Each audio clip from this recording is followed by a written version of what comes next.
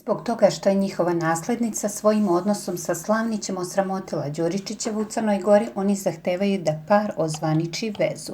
Osramote stida, povlačenja i ograđivanja od ćerke i njenih postupaka do prihvatanja situacije i njenog izbora emotivnog partnera linija je tanka.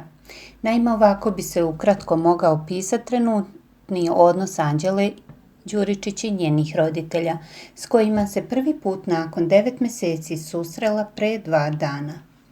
Kako saznajemo, atraktivna brineta je nakon privatnih i poslovnih obaveza koje je imala u srpskoj prestonici otputovala u rodnu Crnu Goru, a susret s njenim najmilijima je uprkos njenom strahu protekao u miru i slozi.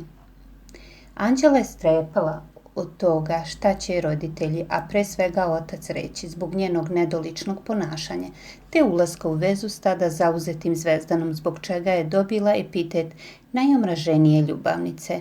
Bojala se osude, odbacivanja, neprihvatanja i nje i njenog izabranika, ali su joj oni svesni emocija koje gaji prema Slavniću i svega onog što je zbog njega uradila.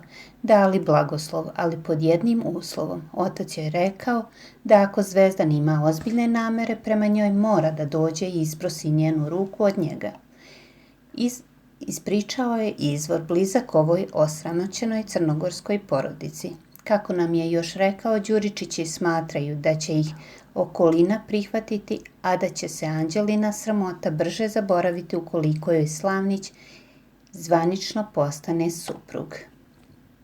Drago im je što je njihovu naslednicu Zvezdanov otac Moka Slavnić prihvatio kao svoje dete, pa žele da uzvrate na isti način i ne protive se toj ljubavi, ali su joj dali rok da vezu ozvaniče te da prirede veritbu kako tradicija nalaže.